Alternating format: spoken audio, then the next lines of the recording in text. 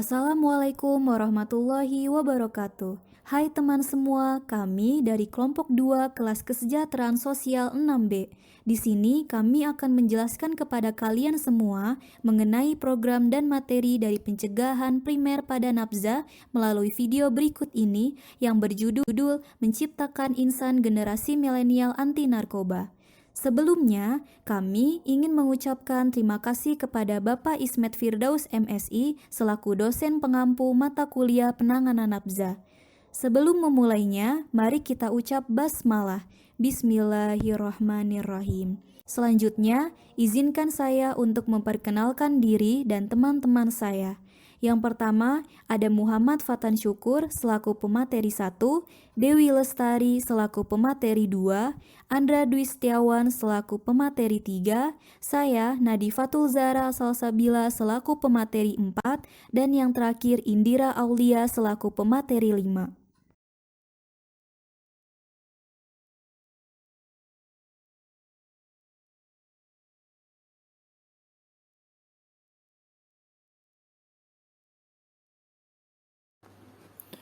Tujuan program penyuluhan. Pertama, sebagai bentuk pengetahuan bagi para remaja tentang bahayanya narkoba yang dapat merusak hidup dan masa depan mereka. Kedua, sebagai sebuah referensi bagi para remaja mengenai jenis-jenis narkoba sehingga mereka mengetahui segala jenis dan bentuk yang dikategorikan sebagai narkoba.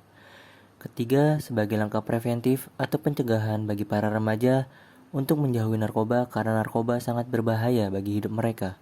Keempat, sebagai program promotif atau program pembinaan bagi para remaja untuk bisa mengenal tentang narkoba serta cara pencegahan yang harus dilakukan oleh remaja jauh dengan narkoba. Kelima, sebagai bentuk kesadaran orang tua untuk bisa lebih memperhatikan serta menjaga pergaulan anak-anaknya untuk tidak mengkonsumsi narkoba.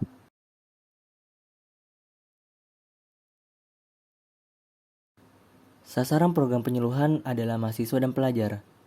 Adapun manfaat dari program penyuluhan yang pertama yaitu memberikan edukasi serta wawasan kepada pelajar tentang bahaya mengkonsumsi narkoba dan psikotropika. Yang kedua, meningkatkan pengetahuan yang ditujukan kepada pelajar mengenai anti narkoba dan bisa hidup tanpa narkoba untuk mencapai masa depan mereka. Yang ketiga, meningkatkan kesadaran pelajar akan pentingnya dalam menentukan masa depan mereka dan bangsa. Adapun waktu dan tempat berkegiatan di sekolah dan kampus.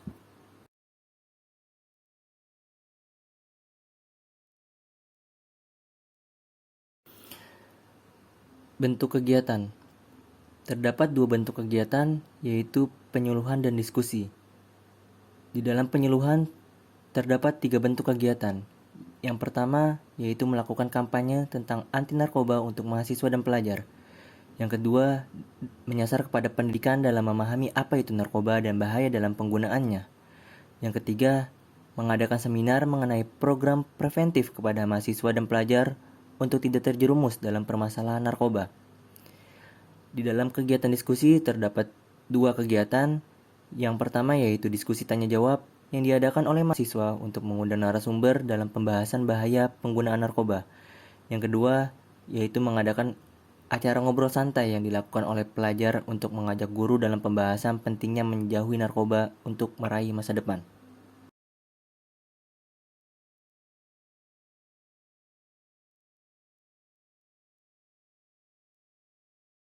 Pengertian nafza.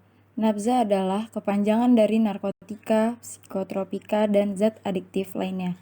Nafza adalah zat adiktif yang mempengaruhi kondisi kejiwaan atau psikologi seseorang, serta dapat menimbulkan ketergantungan fisik maupun psikologi. Yang termaksud dalam nafza adalah narkotika, psikotropika, dan zat adiktif lainnya. Menurut Undang-Undang Nomor 35 Tahun 2009, narkotika adalah zat atau obat yang berasal dari tanaman atau bukan tanaman, baik sintetis maupun semi-sintetis, yang dapat menyebabkan penurunan atau perubahan kesadaran, hilangnya rasa, mengurangi sampai menghilangkan rasa nyeri, dan dapat menimbulkan ketergantungan. Jenis-jenis nafza. Berikut golongan narkotika yang diatur dalam Pasal 6 Undang-Undang Nomor 35 Tahun 2009 tentang narkotika. Narkotika golongan 1. Golongan narkotika ini hanya dapat digunakan untuk tujuan pengembangan ilmu pengetahuan dan tidak digunakan dalam terapi, serta mempunyai potensi sangat tinggi mengakibatkan ketergantungan. Narkotika golongan 2. Golongan narkotika ini berkhasiat untuk pengobatan, namun digunakan sebagai pilihan terakhir. Selain itu, dapat digunakan untuk terapi dan untuk tujuan pengembangan ilmu pengetahuan. Mempunyai potensi tinggi, mengakibatkan ketergantungan. Narkotika golongan 3. Golongan narkotika ini berkhasiat untuk pengobatan dan banyak digunakan dalam terapi dan tujuan pengembangan ilmu pengetahuan, serta mempunyai potensi ringan mengakibatkan ketergantungan.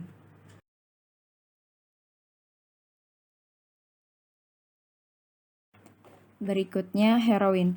Heroin alias diamorfin adalah hasil pengolahan morfin secara kimiawi. Narkotika yang satu ini dapat menimbulkan efek yang lebih kuat dibandingkan morfin itu sendiri. Ganja. Jenis-jenis narkotika lain yang sering disalahgunakan di Indonesia ialah ganja, dikenal dengan nama lain cannabis atau marijuana. Ganja adalah narkotika yang berasal dari tanaman Cannabis sativa. Kokain. Jenis-jenis narkotika yang juga tergolong sering disalahgunakan adalah kokain yang berasal dari tumbuhan Erythrocilum coca. Opium. Opium adalah narkotika yang terbuat dari getah tumbuhan Papaver somniferum. Narkotika jenis ini dapat diolah menjadi morfin dan kodein. Lysergic acid diethylmate atau LSD bersifat halusinogen sehingga bila disalahgunakan bisa menimbulkan efek bervariasi. Kodein. Kodein adalah satu dari jenis narkoba yang bisa dijumpai pada obat batuk orang dewasa. Pada dosis yang tepat, kodein bisa bermanfaat. Morfin. Morfin adalah obat yang berfungsi untuk meredakan rasa nyeri derajat parah. Obat ini memengaruhi tubuh dalam merespon sakit atau nyeri. Selanjutnya, presentasi akan dipaparkan oleh Andra.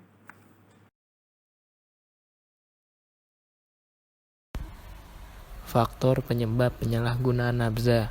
Penyalahgunaan narkoba atau nabza umumnya terjadi karena adanya rasa ingin tahu yang tinggi.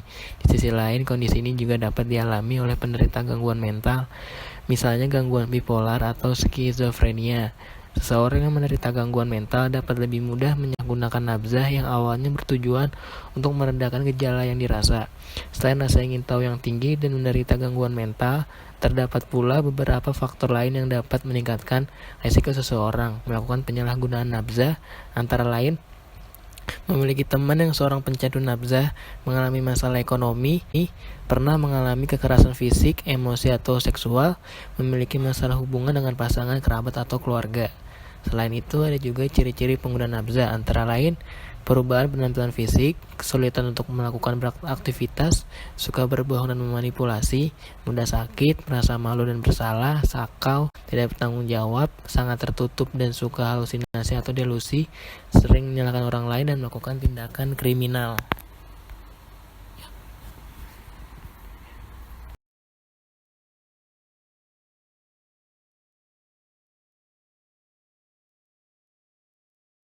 Bahaya penyalahgunaan nabza dari segi kesehatan yaitu mengganggu kondisi otak dan tubuh secara umum, perubahasa saraf dalam otak, dehidrasi, bingung dan hilang ingatan, halusinasi, kejang hingga kematian. Yang kedua dari segi psikologi yaitu lamban kerja, ceroboh kerja, sering tegang dan gelisah, hilang kepercayaan diri, apatis, penghayal dan penuh curiga, agitatif, menjadi ganas dan tingkah laku yang brutal, sulit berkonsentrasi, perasaan kesal dan tertekan, dan kemudian terakhir cenderung menyakiti diri, perasaan tidak aman dan bahkan bunuh diri. Kemudian dari segi sosial yaitu gangguan mental, antisosial dan asusila, dapat dikecilkan oleh lingkungan, merepotkan dan menjadi beban keluarga, pendidikan menjadi terganggu, masa depan suram, dan yang terakhir dampak fisik, psikis dan sosial berhubungan erat.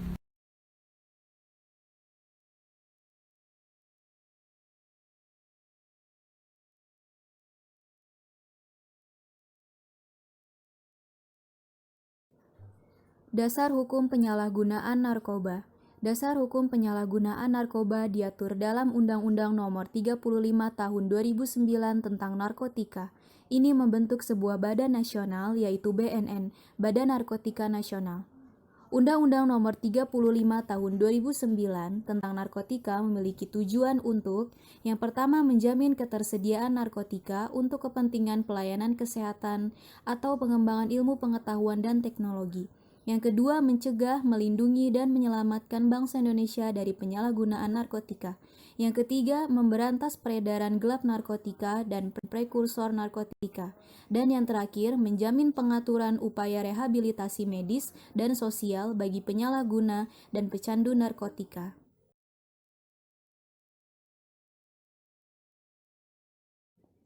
Selanjutnya, upaya pencegahan. Yang pertama, jangan pernah untuk mencoba-coba menggunakan narkotika, kecuali atas dasar pertimbangan medis atau dokter. Yang kedua, mengetahui akan berbagai macam dampak buruk narkoba. Yang ketiga, memilih pergaulan yang baik dan jauhi pergaulan yang bisa mengantarkan kita pada penyalahgunaan narkotika.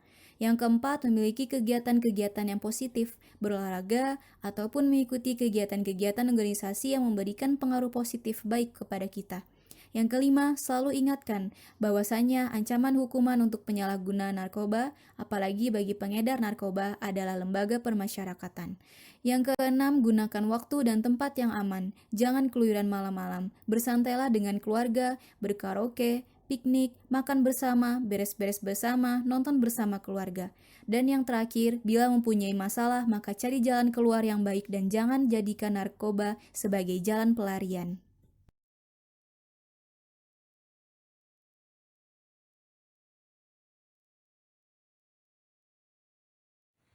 Langkah pencegahan penyalahgunaan narkoba.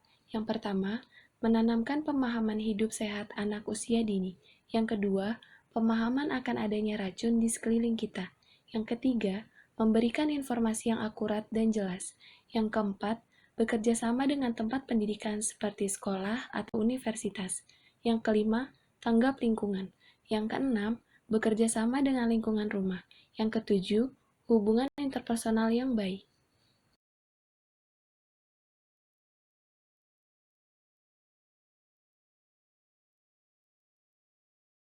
Narkoba bagaikan antariksa yang memberikan kenikmatan rasa, namun berujung kehilangan nyawa. Jangan sesekali mencobanya, karena berefek samping selamanya. Jauhi narkoba, atau Anda akan berakhir sekarang juga.